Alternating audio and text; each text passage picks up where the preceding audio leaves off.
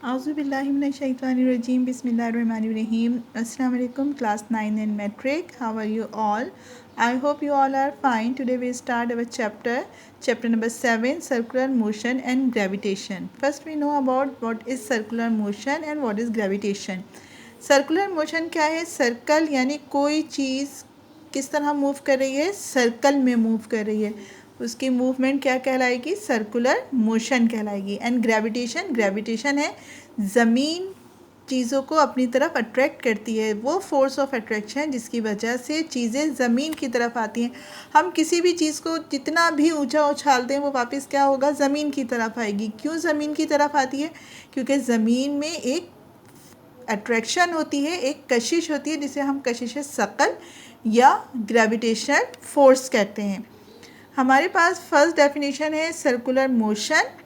If a body is moving in a circle और on a circular path, its motion is called circular motion. कोई भी body अगर circle में move करती है या ऐसे रास्ते पे मूव करती है जो कर्व है, जो सर्कल की तरह मुड़ा हुआ है, तो वो मोशन, वो मूवमेंट क्या कहलाती है? सर्कुलर मोशन कहलाती है। यूनिफॉर्म सर्कुलर मोशन क्या है? If a body moves in a circulation path, अगर बॉडी जो है वो एक सर्कुलर पाथ पर मूव कर रही है और इस मूवमेंट के दौरान उसकी स्पीड यूनिफॉर्म रहती है, यानी उसकी स्पीड चेंज नहीं होती है, तो ये मोशन क्या कहलाएगी? ये कहलाएगी uniform circular motion. Centripetal acceleration. Acceleration कब प्रोड्यूस होता है? एक्सीलरेशन उस वक्त प्रोड्यूस होता है जब वेलोसिटी में चेंजेस आ रही होती हैं। एक बॉडी जो सर्कल में मूव कर रही है, लेकिन सर्कल में मूव करते हुए अगर उसकी वेलोसिटी चेंज हो रही है, तो इसका क्या मतलब है? इसका मतलब ये है कि उसमें एक्सीलरेशन प्रोड्यूस हो रहा है। तो इस जो एक्सीलरेशन प्रोड्यूस हो रहा है वो किस वजह से होता है? सर्कुलर मूवमेंट की वजह से हो रहा है। इसलिए क्या कहलाएगा? सेंट्रीपिटल एक्सीलरेशन कहलाएगा। और इसको हम ए सी, स्मॉल ए और स्मॉल सी से डिनोट करते हैं। When a body moves with constant speed around a circle, the direction of the velocity changes all the time. एक बॉडी की स्पीड जो है वो कांस्टेंट है, लेकिन जो इसकी वेलोसिटी है वो हर थोड़ी देर में चेंज हो जाती है। It means there is changing in the velocity and the change in velocity is called acceleration. Change of velocity क्या कहलाता है? एक्सीलरेशन कहलाता है। तो अब इसकी डेफिनेशन हमारे पास क्या बनती है? The body moves along the circumference of a circle, acceleration is produced in it, this acceleration is always directed toward the centre of the circle and hence called centripetal acceleration. कोई भी body अगर circle में move कर रही है तो और circle में मूव करते वक्त उसकी वेलोसिटी चेंज हो रही है, यानी उसमें एक्सीलरेशन प्रोड्यूस होता है, तो वो क्या कहलाएगा? सेंट्रीपिटल एक्सीलरेशन कहलाएगा। सेंट्रीपिटल फोर्स, अब वो फोर्स जिसकी वजह से बॉडी सर्कल में मूव कर रही है वो फोर्स क्या कहलाएगी? सेंट्रीपिटल फोर्स कहलाएगी। The force that causes an object to move along a curve or a round path is called centripetal force. वो फोर्स या वो कुव्वत जिसकी वजह से कोई भी बॉडी सर्कल में मूव करने पर मजबूर है, वो फोर्स क्या कहलाएगी? सेंट्रीपिटल फोर्स कहलाएगी। सेंट्रीपिटल एक्सीलरेशन क्या था? कि बॉडी की मूवमेंट के दौरान वेलोसिटी चेंज होने की वजह से एक्सीलरेशन प्रोड्यूस हुआ, इसलिए वो सेंट्रीपिटल एक्सीलरेशन कहलाएगा। और वो फोर्स जो बॉडी को सर्कल में मूव करने पर मजबूर कर रही है वो फोर्स क्या कहलाएगी? सेंट्रीपिटल फोर्स कहलाएगी। इसकी मैथमेटिकल एक्सप्रेशन किस तरह से है? We know that the magnitude of centripetal acceleration of a body is uniform circular motion is directly proportional to the square of velocity and inversely proportional to the radius of the path. यानी centripetal acceleration जो है वो क्या है? वो directly proportion है velocity के square के। ये क्या है? Sign of proportion. Direct proportion का मतलब क्या है? कि अगर सेंट्रीपिटल एक्सीलरेशन बढ़ रहा है तो वेलोसिटी भी बढ़ेगी, या जैसे जैसे वेलोसिटी बढ़ती चली जाएगी सेंटीपिटल एक्सीलरेशन भी बढ़ता चला जाएगा। सेकंड क्या है पॉइंट कि सेंटीपिटल एक्सीलरेशन इन्वर्सली प्रोपोर्शन है रेडियस के। रेडियस किसी भी सर्कल का उसके सेंटर तक का फासला जो है वो क्या कहलाता है, रेडियस कहलाता है। अब इन दोनों इक्वेशन को जब हम कंबाइन करते हैं तो हमें क्या इक्वेशन मिलती है, AC यानी सेंटीपिटल एक्सीलरेशन डायरेक्टली प्रोपोर्शन है v² अपॉन r के। Newton second law of motion क्या कहता है, F इजिकल टू ma। अब हमने कहा F इजिकल टू ma और AC की वैल्यू जो है वो हमारे पास क्या थी, AC की वैल्यू थी v² अपॉन r। तो F किसके इक्वल हो गया, F इक्वल हो गया mv² अपॉन r के। ये हमारा मैथमेटिकल एक्सप्रेशन है किसके लिए, सेंटीपिटल फोर्स के लिए, जहाँ FC जो है किसको शो करता है, FC शो करता है सेंटीपिटल फोर्स को, मास m मास ऑफ ऑब्जेक्ट को, v वेलोसिटी ऑफ ऑब्जेक्ट को और r रेडियस को शो करता है। अब इसकी एग्जाम्पल हमारे पास क्या है, in case of whirling a stone with the help of a string one provide centripetal force by his hand. यानी अगर हम पत्थर को किसी रस्सी से बांध के अपने हाथ से घुमाते हैं तो हमारा हाथ जो है वो क्या प्रोड्यूस करता है, सेंटीपिटल फोर्स, यानी कुव्वत हमारे हाथ की वजह से लग रही है। Number 2, planet moving around the sun, centripetal force is provided by the sun which keeps the planet in circular orbit. आपको पता है कि जितने भी प्लैनेट हैं वो सूरज के चारों तरफ यानी सर्कल में मूव करते रहते हैं, और वो सर्कल में क्यों मूव करते हैं, किसकी वजह से, सूरज की वजह से।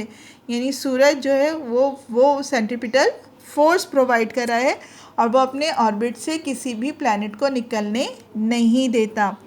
Number 3, an athlete provide centripetal force and maximum centripetal acceleration to the hammer in case of hammer throw. जब भी आपने देखा होगा कि एथलीट्स या खिलाड़ी जो होते हैं वो एक वेट उनके पास मौजूद होता है जिसे घुमाकर वो फेंक देते हैं, तो वो कितनी दूर तक जाता है, वो उस खिलाड़ी की लगाई गई कुव्वत के हिसाब से घूमता है और फिर दूर जाके गिरता है। A car running on circular curve remains in balance due to centripetal force.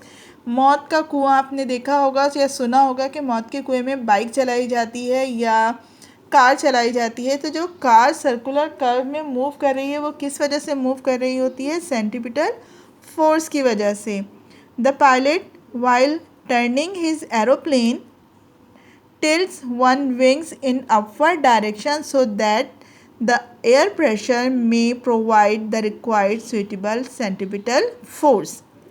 Factors क्या हैं जिन पर ये डिपेंड करती है, increase in the mass increase centripetal force. जितना मास इंक्रीज होगा इतनी ही सेंटीपिटल फोर्स इंक्रीज होगी। It increase with the square of velocity, velocity का स्क्वायर करके जितनी भी इंक्रीज होगी इतनी ही एक्सीलरेट फोर्स भी इंक्रीज होती चली जाएगी। इट डिक्रीजेस, कब कम होगी, with the increase in radius, जैसे जैसे रेडियस बढ़ता चला जाएगा सेंटीपिटल फोर्स जो है वो कम होती चली जाएगी। अब हमारे पास हेडिंग है सेंट्रीफ्यूजल फोर्स। सेंट्रीफ्यूजल फोर्स क्या है, a force supposed to act radially outward on body moving in a curve is known as centrifugal force।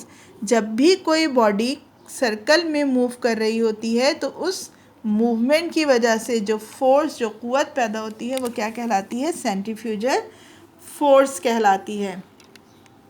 Centrifugal force act करती है या वो उस रिएक्शन में सेंट्रीपिटल फोर्स के रिएक्शन में प्रोड्यूस होती है, यानी जब कोई चीज़ सर्कल में मूव कर रही होती है तो उसके नतीजे में जो फोर्स प्रोड्यूस होती है वो सेंट्रीफ्यूजल फोर्स कहलाती है।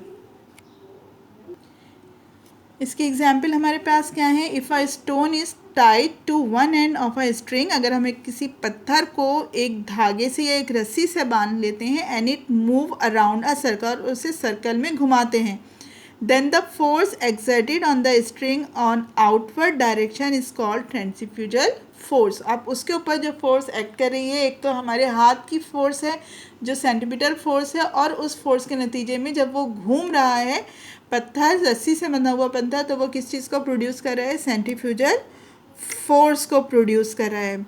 Number 2, the aeroplane moving in a circle exert force in a direction opposite to the pressure of air, यानी सर्कल में मूव करते हुए जब एरोप्लेन उस एयर प्रेशर के ऑपोजिट अपनी मूवमेंट करता है या फोर्स प्रोड्यूस करता है, वो सेंट्रीफ्यूजल फोर्स कहलाती है। When a train rounds a curve, जब ट्रेन जो है वो किसी कर्व पर मुड़ती है या किसी रास्ते को जो थोड़ा कर्व उसमें मुड़ती है तो क्या होता है? सेंट्रीफ्यूजल फोर्स जो है वो उस ट्रैक में प्रोड्यूस होती है। अब हमारे पास इसमें एक और टॉपिक है जो है law of gravitation. Law of gravitation क्या है? Everybody in the universe attracts every other body with a force. दुनिया में जितनी भी चीज़ें हैं, यूनिवर्स में जितनी भी चीज़ें हैं, वो एक दूसरे को अट्रैक्ट करती हैं। Which is directly proportional to the product of masses, जो किसके डायरेक्टली प्रोपोर्शन होती हैं? मासेस के प्रोडक्ट के, यानी दो मासेस को मल्टीप्लाई करके जो रिजल्ट हमें मिलेगा वो क्या कहलाएगा? प्रोडक्ट कहलाएगा। डायरेक्टली प्रोपोर्शन होती हैं, यानी फोर्स बढ़ती है तो मासेस का जो प्रोडक्ट है वो भी बढ़ता चला जाएगा। And inversely proportional to the square of its distance between their centre, और उनके सेंटर से जो फासला है, दोनों बॉडीज़ के सेंटर का जो फासला है उसके इन्वर्सली प्रोपोर्शन होता है। ये लॉ किसने दिया है? ये लॉ हमें दिया है न्यूटन ने, और इस लॉ के ज़रिए उन्होंने हमें बताया है कि the gravitational attraction exists between all bodies, यानी ग्रेविटेशनल फोर्स, ज़मीन की कशिश जो है वो तमाम बॉडीज़ पर जो मौजूद हैं उन पर अट्रैक्ट करती है। Two stones are not only attracted towards the earth but also toward each other. दो पत्थर अगर हम ज़मीन पे फेंकते हैं तो वो सिर्फ दो पत्थर ज़मीन की कशिश की वजह से ज़मीन पे नहीं आएंगे, बल्कि वो आपस में भी एक दूसरे को अट्रैक्ट करते हैं। लॉ रिपीट कर रही हूँ, everybody in the universe attract every other body with a force, यानी फोर्स लगाकर, अट्रैक्शन की फोर्स लगाकर एक दूसरे को अट्रैक्ट भी करती हैं बॉडीज़, और किस चीज़ के? उनके मासेस के प्रोडक्ट, यानी दोनों, अगर एक का मास 2 kg और दूसरी बॉडी का मास 3 kg है तो उनका प्रोडक्ट क्या बनेगा? 2 3 6, यानी उनके ऊपर कितनी फोर्स लगाई जाएगी? उनके मासेस, उनका वज़न के बराबर फोर्स लगाई जाएगी। Everybody in the universe attract every other body with a force which is directly proportional to the product of masses and universe and inversely proportional to the square of the distance between their center।